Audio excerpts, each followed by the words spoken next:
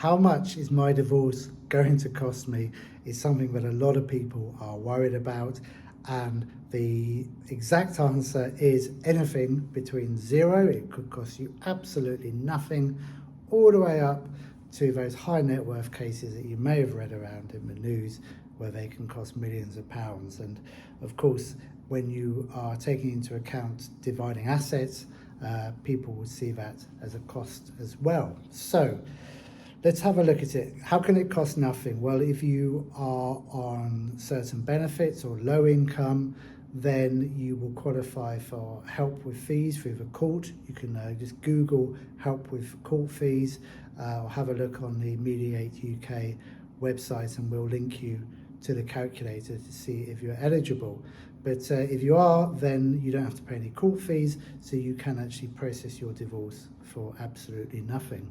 You may have children and you can reach an agreement between yourself and your ex, and you may even draw it up into your own parenting plan, and again, that will cost you nothing. And then you may have finances, you may agree to keep all your own finances because you've already kind of, dealing with your own assets, and again, to do that would cost nothing. And you can even have it turned into a consent order, and you can do that relatively cheap. Or again, you could potentially do that yourself. I don't recommend that, but you could, and you could get help with fees. So again, a consent order could cost you absolutely nothing. If you look at the other extreme, those high net worth cases where they're spending, millions of pounds on solicitors, barristers, they're doing that because they can't agree. So that tends to be the rule, is how much is my divorce going to cost me? The answer is, well, how much can you agree between yourselves? And that will very much dictate how much it's going to cost you in the long term. So if you go to court, if you follow through a financial agreement for court, and you do 3 hearings usually, sometimes they combine hearing 1 and 2, but there's usually 3 steps at court for those hearings.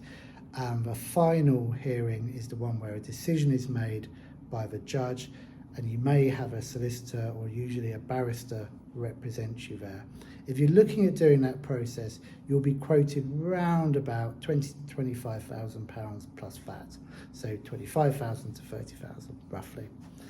If your argument is less than £50,000, it's not worth going to court. You will spend in legal fees the same amount for what you're arguing over. So you should just work it out between yourselves if that's the case.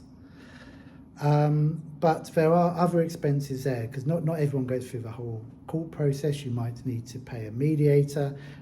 If you're eligible for legal aid, then your mediation is free. And if you're not, but the other party is eligible for legal aid, then they get their first assessment meeting and their first joint meeting for free as well. So there's a push there to try to get you, financially incentivize you towards mediation. You may qualify for legal aid if you've been a victim of domestic abuse, and you can get legal help there, and there's also a lot of charities who can help with that. So those are the sort of the key costs. But what other costs do you have? Well, you might need to value something. You might need to pay a chartered surveyor to value your house, maybe about £600 to £750.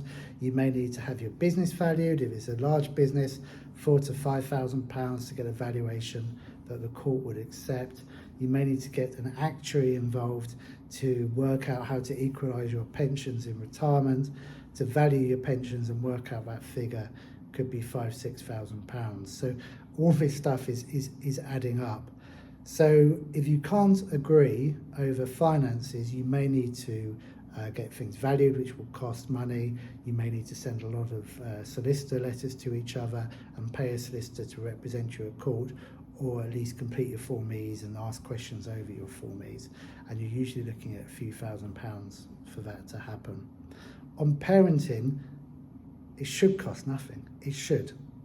If you're both able to look at the situation and say, okay, we have a child together and we understand that child, in most cases, I know there's always exceptions around safety, but in most cases that child needs to spend time with both sets of parents, then if you can try and come up with an agreement between yourselves, that is the best way. If you can't, Mediation is the next step up, and the government will put a £500 voucher, irrespective of how much income you have, towards helping you to try to reach an agreement through mediation. And if you're struggling with that, you can go to court, and you don't even need to be represented at court. But of course, no one in the legal industry is allowed to say, don't go to court unrepresented. So these are all the costs. Have a look at the blog, because there's other ones there that you might not have thought about. But what I do recommend, and this is what I'm really passionate about, even though I run a mediation service where we get paid to help clients reach an agreement, the more you can agree between yourselves, the more money you're going to leave in the pot, the more options you have then to remortgage your house, to buy a new house, to spend time with the kids, to go on holiday with the children. Yeah, so the more you can agree between yourselves, overall, the better. And I wish you all the best in trying to do that. Many thanks.